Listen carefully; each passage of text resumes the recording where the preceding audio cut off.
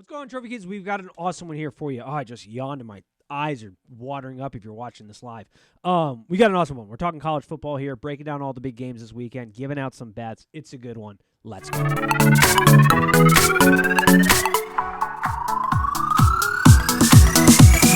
welcome, Trophy Kids, presented by Bad News Media. It is Friday, October 28th. We're actually recording this on Friday, October 28th after work.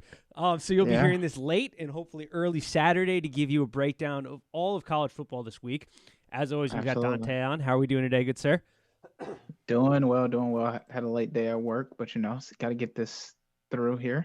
I mean, we got rivalry week. We can't not talk about what for this podcast will be a very big game in Michigan State, as we do have a lot of listeners that reside in the Michigan area and have great interest in our own personal satisfaction or misery, I would say, it pertains to this game especially. Hey, Mel Tucker is 2-0 in this rivalry right now, so hopefully we can keep that up. Yeah, we'll see. We'll get into it. Quick notes. I was looking at the AP Top 25 today, and I don't have a whole lot difference-wise. But it's over after this week, right? Correct. And then we just move to the college football rankings. I do think that you flip Michigan, Tennessee. Michigan's earned their right, I think, in that aspect. They're just a more well-rounded team. I think they should be third. Tennessee should be 4. Alabama, Clemson, however you want to do it. I have Clemson 6, but Alabama 5. And that's really just the top 6. Outside of that, it's been an interesting week. I will say before we dig into it, the best bet did not hit last week.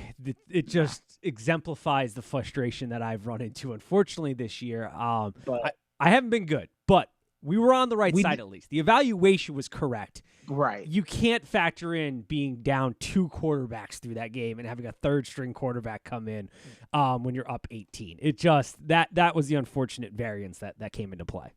Yeah, but we were right about Syracuse, Clemson. 100% right. Yep. We were right about that one. That line was too big. It stunk to high heaven. Yeah. Which in another game, which was kind of weird because, just a quick recap, it's like, obviously the game plan sort of worked when you look at the box score. You do have that giant fumble touchdown recovery that helps Syracuse greatly. But the fact that they didn't run Tucker very often in that game was extremely shocking to me. And it's going to be interesting to see how that plays out this week because they've got a big game against Notre Dame that they got to get back up for because even though Notre Dame is having a down year, this is a team that if you're not careful can very much beat you up in the trenches. Yeah, I think if Syracuse wants to remain in the spotlight or saying that, their 2022 team was good, being ranked 14 or 15 or whatever they're ranked right now, they do have to go in and get a commanding win, a definitive win against a middling to bad Notre Dame team. Because if you go in there and let the brand of Notre Dame beat you, then this season is off or not. You work to be, 3-1 or 3-2 for nothing. So I think Syracuse should, pin their ears back, get the win, brush this Clemson loss off for all intents and purposes. Right. And I know moral victories don't mean much, but that game being 21-27, that is a small victory for the Orange there. I would agree. They went up against a much superior team when you look as far as talent on the field, and they held their own, which I think is certainly something that they should be proud of and hang their heads high on that one. They are going to be in the Dome in Syracuse for this game, so that is at least good. But it will be interesting to see. Now, I think we just hop right into it. The game of the week. We can't hop right into it. We have to at least a little bit talk about what the pandemonium of the Texas-Oklahoma State game. Oh my goodness. Great call there. What an interesting Oklahoma State just seems to have like a get out of free jail card every week this season, which has been great for when we've bet them on this show. But if Quentin Ewers doesn't start hunting the big game ball because he got a couple early good passes in that game, I think that game is vastly different.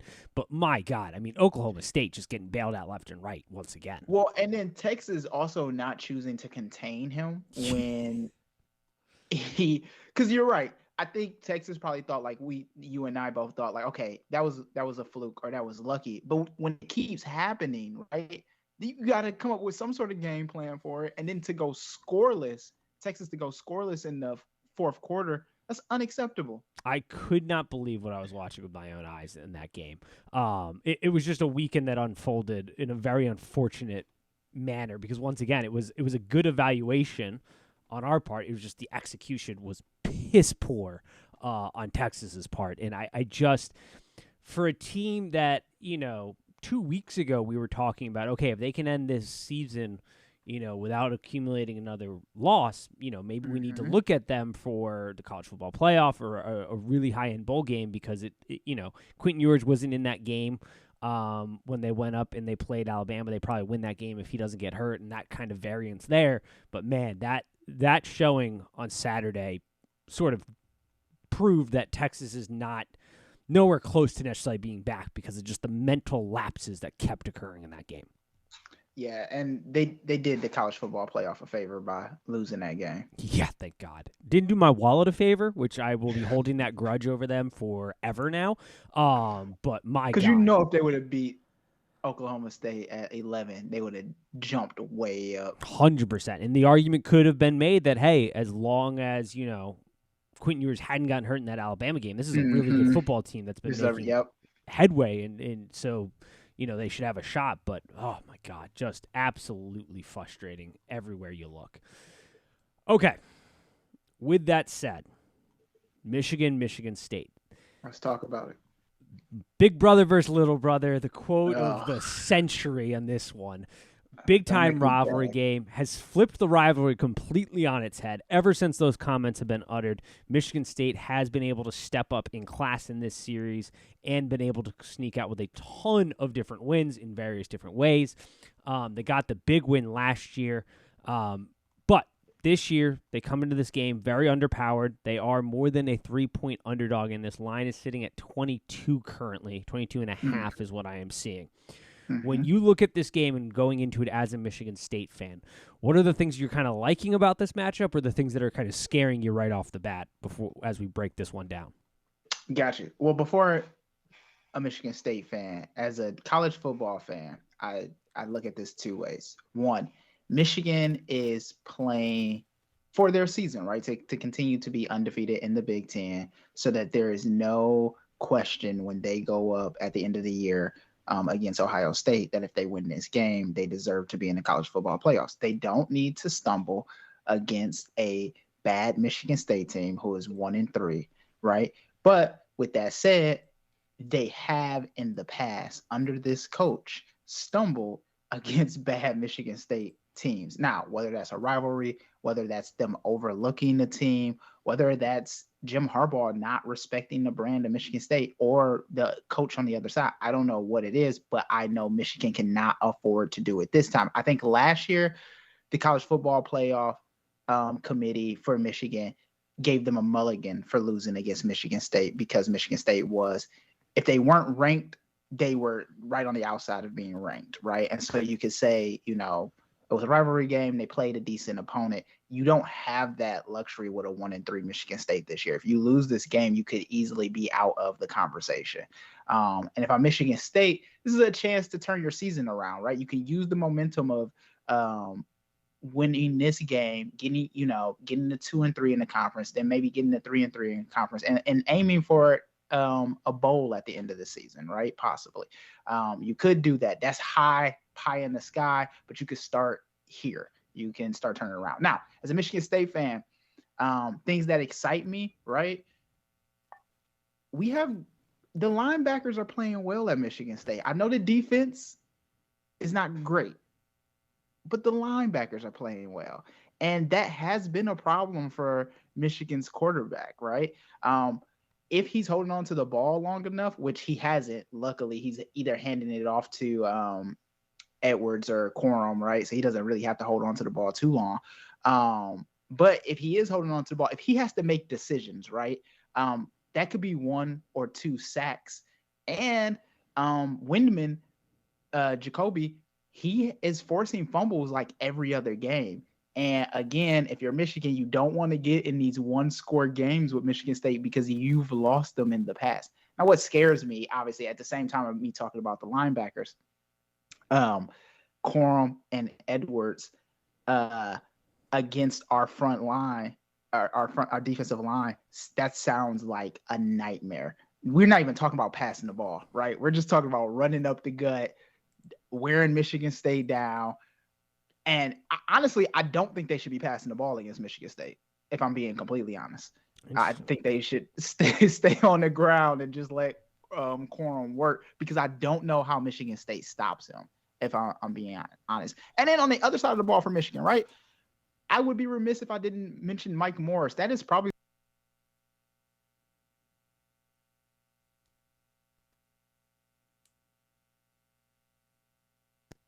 gets to the other quarterback.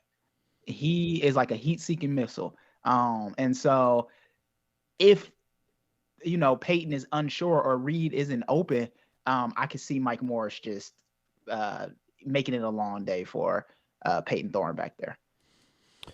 Some good points. All right. I don't disagree with that. It's interesting that you identified the linebackers, because I was going to say, in order for Michigan State to really hang into this game, they're going to have to play downhill and play physical, because we have seen what this Michigan team is bringing to the table this year, and it is a nasty group up front, a team that is not going to get bullied a whole lot in the trenches, who's looking to set the tone physically with dominating at the line of scrimmage, bringing in a power run game.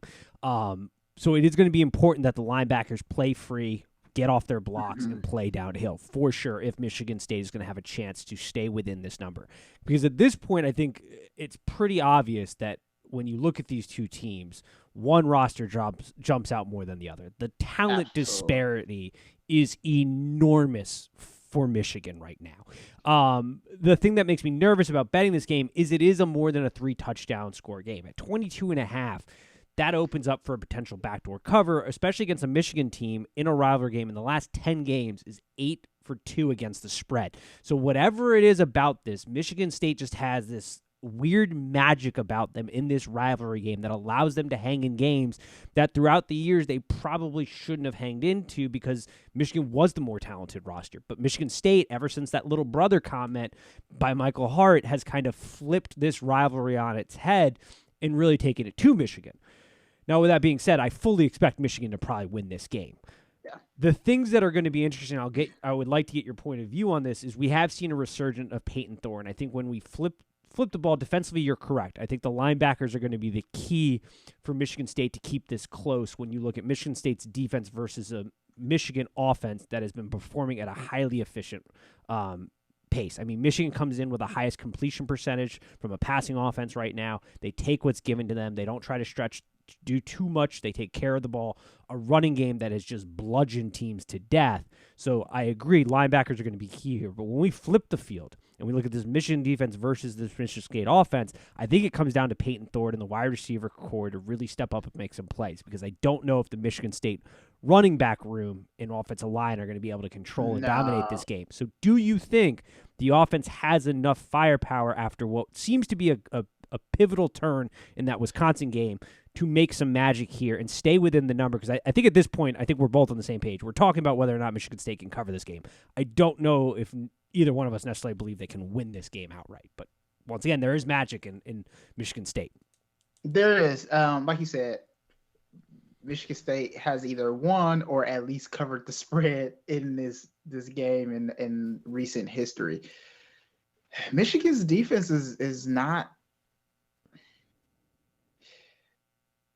Maryland showed you how to pick apart their defense, right?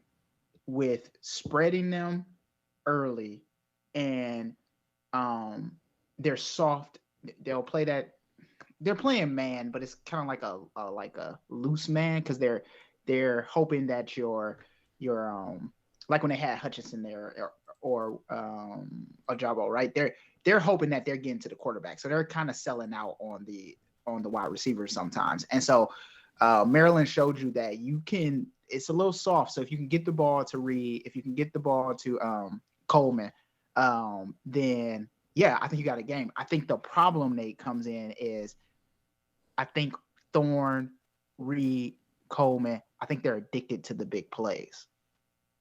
I don't disagree with that. And I think that becomes a very dangerous thing in this game because what Michigan ideally wants to do is put you in a third down, passable situation to get after you because they have become one of the premier teams at this point in the season when it comes to third down defense and being able to get after the quarterback and really apply pressure. And I've been over. I mean, we gave them their lickings after that Maryland game and said, look, they're not as good as they coming into the season. Kind of our concerns about this defense were valid. This team has a lot to improve on. We've seen steady improvement. We saw it in the Penn State game. Now, I think once again it comes down to Peyton Thorne being able to work the ball in here, not trying to play too far out of his system and taking care of the football because you do have playmakers that Reed is going to win some individual battles throughout the game. And you have to, you don't want to be looking away from him, but you don't want to be looking every single play to get a big play because that is what Michigan wants you to do because they are going to give you the smaller stuff in order to try to put you in a third and passable down and then get after your ass. And so not only that, you have to take that. Michigan, I'm sure knows and has been watching Michigan State. I'm sure Michigan is fine with Michigan State getting in the field goal range because we can't make them. Yeah, that's another point. So they may be willing to give up those big plays, right, and then stop you from getting to the red zone. Absolutely, and that's sort of the defense they've been playing for the most part is this bend don't break because, like I said, it gets back to this philosophy of we want to get your offense to a third and passing down so we can get after your ass because we now believe that we have the horses to do that, and they have absolutely shown that ability. So, yeah, I do think Michigan should win this game. The dynamics are very interesting. It's just Michigan State's magic. Like I said, last 10 games, 8-2 against the spread. This is a team that has just had magic from that block punt at the end of the game and various other things throughout the years. It makes me nervous to put my money on Michigan at minus 22.5 because – even if you're beating this team 28, 30 something points. That's a lot. Yeah, it's just a lot of points to cover. So I think from a betting perspective, Michigan State is probably the side. But Michigan should handle their business here. I don't think this year, and I don't think it's necessarily a bad thing as a Michigan State fan. You just don't have No. It's a down year, and you don't have the guys to compete on the field because Michigan right now, their roster, it's so well constructed. It's such a well-balanced team that unless they get crazy with it and they're in the big house, this is a very winnable game for them here. Any other final points before we move on from this one? I'm hoping for a win tomorrow. I would love it, right before Halloween, my favorite time of year, to go in Ann Arbor and steal a game. I know Michigan fans are be like, this is your Super Bowl, whatever. I don't care what you say. If you lose to a bad Michigan State team, it's worse than winning. It's worse than losing to a good Michigan State team. And that's what I'm always going to say. I've seen you do both. So I'll say this. I'll be cheering tomorrow if we win. I really won't be surprised if we win, but I'm not going in there naive thinking that we will win. Also, that old superstition of like you can get a bad team up for one game a year. Yep. That's why college football is a magical sport. It's these rivalries and the way teams that should not be in games that they are in it, they just get up for these rivalry games and the mentality switches. I think the one thing hurting Michigan State in this one is they surprised Michigan last year. Michigan came into that, the better team coming into that game, and they got caught at the wheel, sleeping at the wheel. And I don't think they can I don't think they're going to be sleeping at the wheel this year, knowing what happened last year. Yeah, they have to. That's the win. Losing this game for Michigan is more detrimental than it was last year. Again, Michigan State was a decent team last year, so you got a mulligan, and I hope you all realize that. Yeah. But this year, I think you would make it very easy for the playoff committee to be like, Michigan doesn't deserve to be there if you lose against a bad Michigan State team. And I would love that. Like I'm going to laugh. Yeah.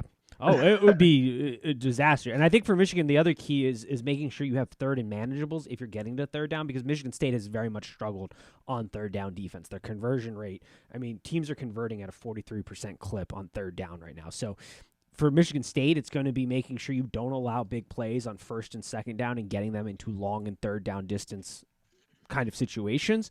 And for Michigan, you really got to make sure you're being efficient on first and second down, because when you get to third down, we have seen Michigan State sort of collapse defensively. Absolutely. Also, I mean, when the defense is playing 90% of the time, my God. Yep. That's the other part that becomes a problem. Yeah. Alrighty.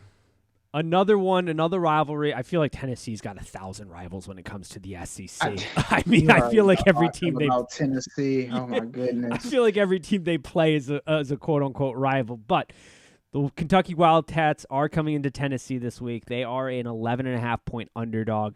Tennessee will be busting out their black smoke uniforms. Over-unders at 61.5. This game presents some interesting dynamics because stylistically these two offenses are 110% polar opposites. You have the number one team in offensive pace in Tennessee, and you have the dead last 132nd paced offense in the Kentucky Wildcats. Cannot get more different than those two. When we look at this game, in the way Kentucky has played so far this season versus how Tennessee has had a very simple philosophy: score quick and score often, because our defensive backs are not going to hold up. Does Kentucky, in your opinion, have enough juice to stay with this high-flying Tennessee offense and a defense that, even though they've been cut through like butter through the air, when you get to the red zone, they do button it up and have been a very efficient defense in making sure teams do not score in short field conversions?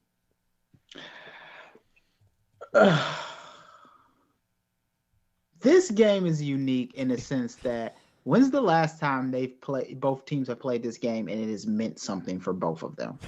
It's a good question. I'm sure it's been like decades.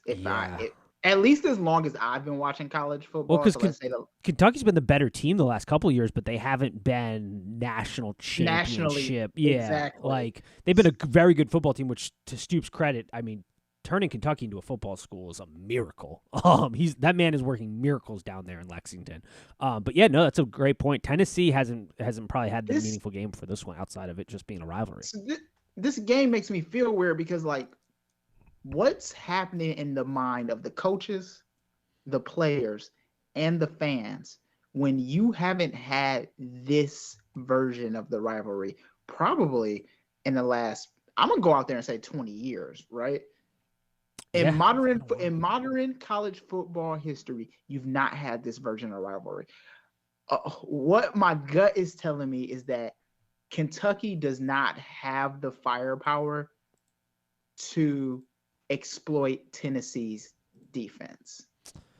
Yeah, I agree with that assessment. It's my concern with this game because Kentucky the strategy is simple. We want to muck it up. We want to make this game muddy. We want to hold on to the ball. But, I mean, last year that was their strategy, and they still lost. Now, they would have covered this number because they only lost by, I think, 3 last year or whatever. But that Kentucky team was significantly better, in my opinion. The offensive line was better. The ground game was better. The defense was better.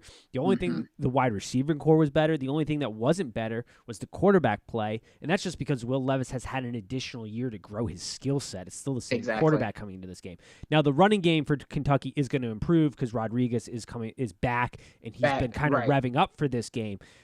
But it comes back to this philosophy of, if you're going to play this style of football where we're going to go at this ultra slow pace, we're going to try to muck it up and make it muddy against a team that is so explosive and so vertical in their passing attempt, you have to convert touchdowns. You cannot be getting into the red zone and converting just to field goals, which we have seen this Kentucky offense struggle at the line of scrimmage. We've seen this Tennessee defense, while their secondary is garbage right now, their run game is pretty good. They do control the line of scrimmage, especially when they get to the red zone. That defense flips a switch, and when they can consolidate things and you can't spread them out as much, they do start to gel better.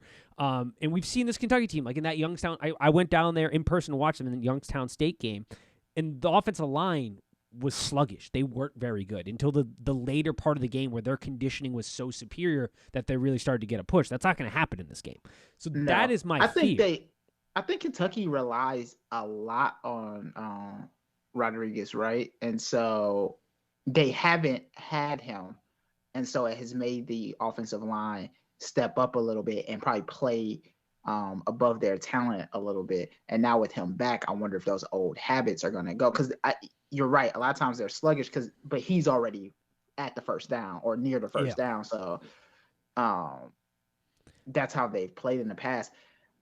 The other thing that bothers me with Kentucky is, like you're pointing out, like you haven't seen receivers like Tennessee's receivers. No. And not even close. I mean, they haven't really played a proficient passing offense. I mean, the only thing close to that was Mississippi State, and they're not vertical. I mean, they're more of a death by 1,000 paper cuts kind of passing offense. People could say Mississippi State is a solid passing offense, but we've seen what Mississippi State was last week when they stepped up in class for the first time. And that's a team with Mississippi.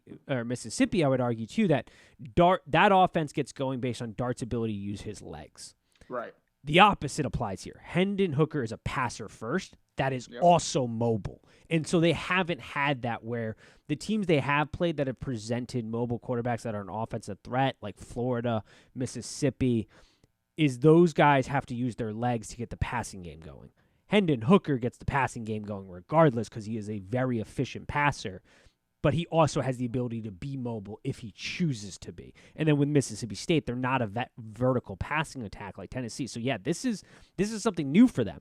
And the other problem is I would like this game a lot better if this was coming fresh off the Alabama win, because that was such an emotional, draining win for Tennessee. But they played Tennessee Martin the following week. I don't understand got to why recover the SEC does that. Like, how do they? They have a bye week within the middle of the season. Yeah, a bye week where they play a cupcake. Yeah. Now Tennessee does have Georgia the following week, so there may be a little. I would hope. I would assume that that's not happening because Kentucky is a threat, but you do have the biggest game left on your schedule coming up next week, and I hope there isn't a look forward factor here for this Tennessee team. Yeah, that's always an issue too with the team. Trust me, I've been on the other side of this. With a team like Tennessee, who has this momentum, this national attention after not having it, and knowing that you have a big game next week, you cannot overlook a ranked Kentucky team. They're ranked for a reason. It might be 19, but this Kentucky team is still, better than a lot of other teams in the country. And so you cannot overlook the Wildcats in this game. Absolutely, because the other problem is you can't get frustrated because you're so used to getting into a rhythm. You're so used to getting so many at-bats offensively. You're not going to get as many this game. So this is going to be this is going to test their patience from an offensive standpoint as well. Absolutely. Kentucky holds people to like 16 points a game. Like if it goes well, and that's still a winnable game for Tennessee, as long as they limit mistakes. But if it goes well for Kentucky and you do allow them, like you said, to muck it up, it's going to be a long night for Tennessee. Yep. I do not disagree with that at all. All righty. We mentioned Georgia, the rivalry game, Georgia-Florida. I wish this would move to a home-and-home thing. The fact that they play this in Jacksonville is so annoying. I don't understand it. Like, is it because we're not from the South that we don't understand this? I don't know. That contract is up in a couple years, so I hope it moves back to being able to go to the home and home, because those home environments are so electric. Removing that from a game like this when these two programs are good, because I do think Florida is going to get back to that. They're just not that this year. Electric atmosphere. But Georgia is the favorite in this one. 23.5 points is the spread. Over-under is 56.5. And I think what we are seeing this year with Florida is the kind of aftermath of a coaching staff with Dan Mullins that just did not stock the cupboard full with good athletes. And the cupboard is pretty bare for Florida, and it shows, especially late in games. And Anthony Richardson has not progressed this season. He's arguably gotten a lot worse than what he started the season at. And you have a Georgia team that seems to finally be revving it up. We talked about this a couple weeks ago. This is a team that I think got bored playing with its food, and that's why we had some close games. But this is a team that understands what time of season it is. This different defense is so fast and so athletic. Offensively, they're starting to click. I don't see an angle where Florida really hangs in this game. No. Do you? No, I don't. Florida is you said the cupboards are bare. Florida is deplete. Like, when Michigan during the COVID year, when Michigan just was like, we're hanging it up. Florida if Florida could do that this year, I feel like they would. I know they got the win against Missouri, and hung with LSU there for a second, but LSU isn't great either. And they hung with Tennessee. That's the problem with this Florida team is like they play to their competition sometimes, right? And that Tennessee game kind of has me like, is Florida gonna hang around with Georgia if Georgia gets bored, right? If it gets late in game, and that's the only thing. That's like Florida will not win this game, but that's where I'm worried at. Like, will Florida hang around? It's positive because the spread is so big at 23.5. Yeah. It goes back to the Michigan State where it's like Georgia could be beating the living crap out of them up 30. And then late in the game, ETN, who's been a fantastic back for Florida and is really their saving grace at this point, breaks off a long one or catches Georgia sleeping at the wheel. Absolutely. But that's the only thing is if Georgia plays down and just gets kind of bored and lackadaisical in this game, yeah, Florida could come and cover this. But if Georgia is ramping up like I think they're going to be and really trying to make sure their T's are crossed and I's are dotted, going into a very tough game against Tennessee next week, this is sort of their ramp-up game, their game that they need to really make sure everything's oiled properly. And so I feel like they have to, mentality-wise, get after it in this game. But you're right, the backdoor cover is a very scary proposition. It's the reason I will not be betting this game this weekend. I'm not touching this because there is a factor that, hey, even if you're up 30, there is the factor, too. Do they start pulling starters and do they start resting guys? Because you do have an enormous game next week against Tennessee, and that opens up the backdoor possibility. We will see, right? So Smart will be able to see if his defense can stand up to the competent play action, right? We thought we would see that against the Ducks, but they never got it together there. I think Florida will be able to see, like, okay, can we put Georgia on their heels if we're mixing it up with the play action? Yeah. So it's a fair point. I mean, they're going to have to use Anthony Richardson's legs, and he's going to have to be a power back, essentially, which we've seen at times. He's been more willing to do it as the season's progressed, and I think that there's some underlying injury issues there throughout the season and trying to keep him healthy, especially because the backup quarterback situation at Florida is god-awful. But we've seen, and it's true, Anthony Richardson's a much different quarterback when he's aggressive with his run style, when he's not looking to get out of bounds, when he's not looking to slide, when he's looking to use his physical frame to get the extra couple yards. You see the effect offensively. But once again, I just get back to it. I just don't think they have anywhere close to enough talent to even stay within this one. The matchup predictor has this 92-7. Yeah, it should be an absolute bloodbath. Now another game. This is like the game of teams that have just somehow this week with rivalries have just stayed within the numbers. Ohio State, Penn State. The line is 14.5. Over under is 60.5.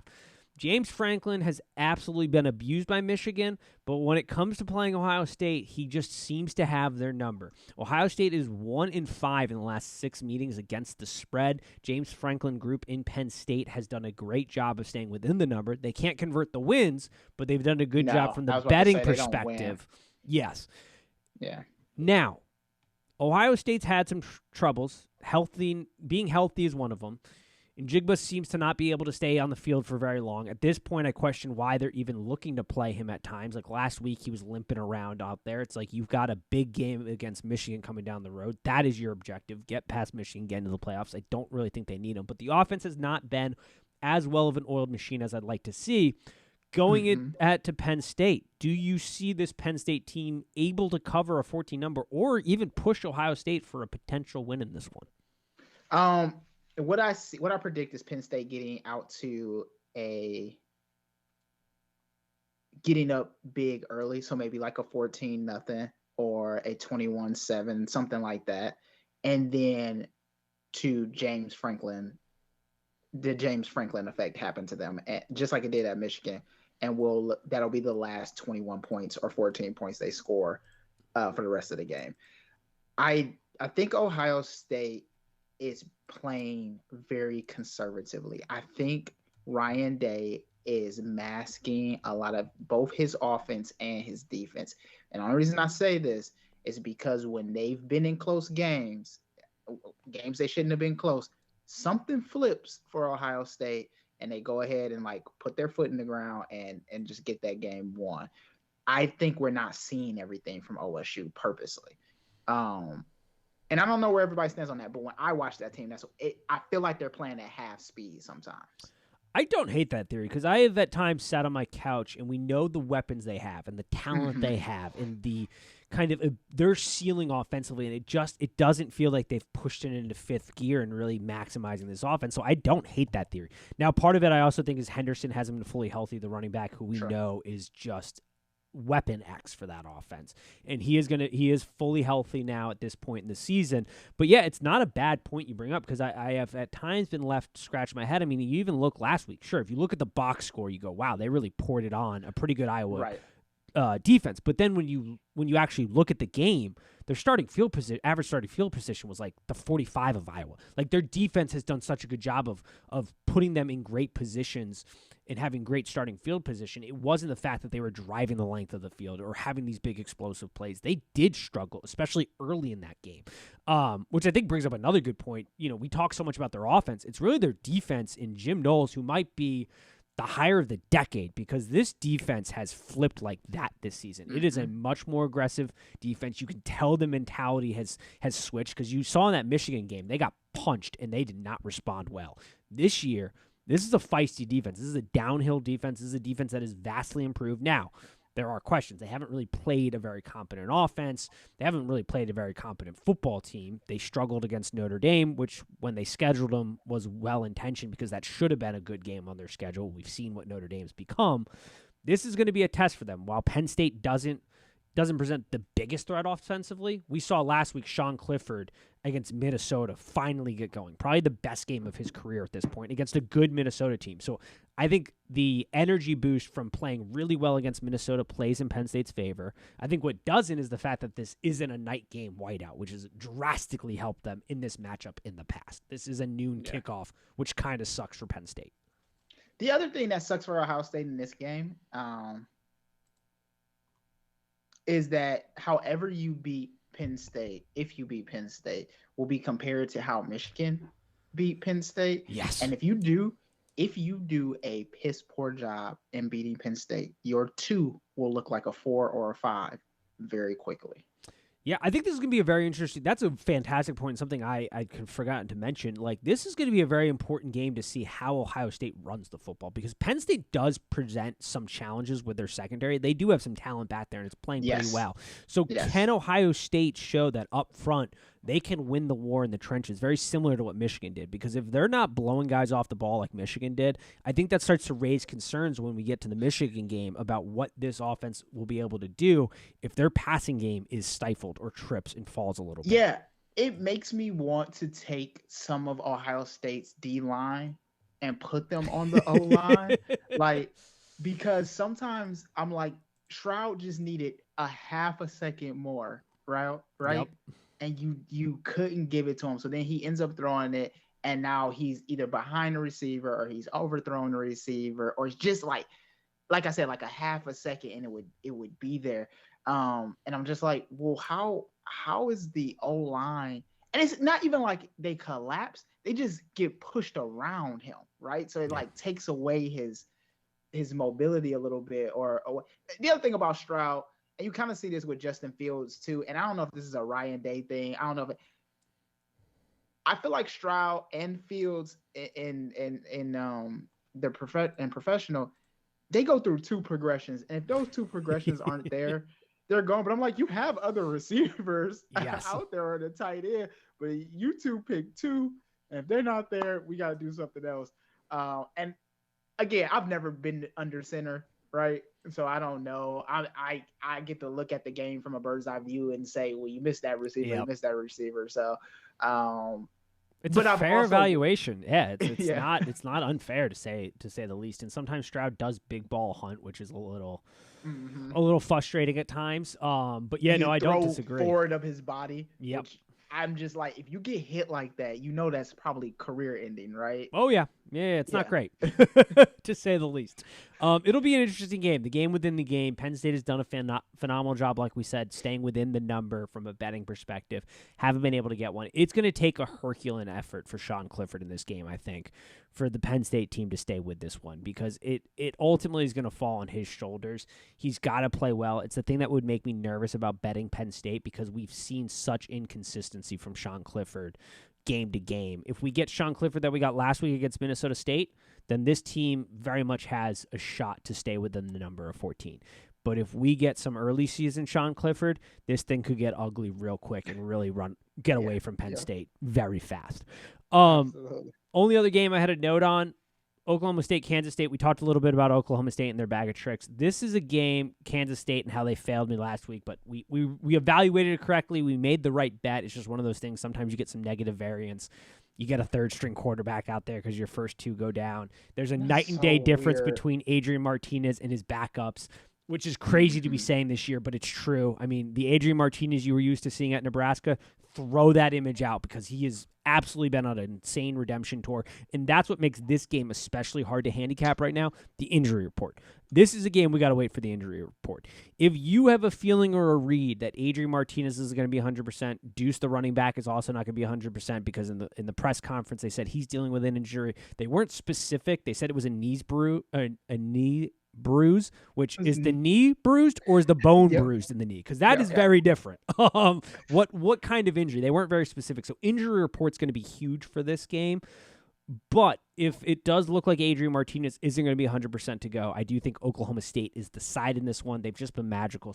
Spencer Sanders, I mean, the way he's been playing through injury and toughing it out has been phenomenal. But if the injury report starts to look a little better for Kansas State, then Kansas State, I think, is the side in that one. I'm going to take this in a completely different direction.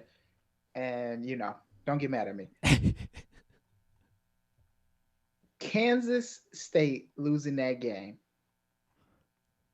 did two things. One, if TCU goes undefeated, that TCU fans, I want you to be ready for heartbreak like you were in 2015. Was it 2015 or 2015, 2016, one of those years where they got snubbed somewhere. You guys remember when you got snubbed.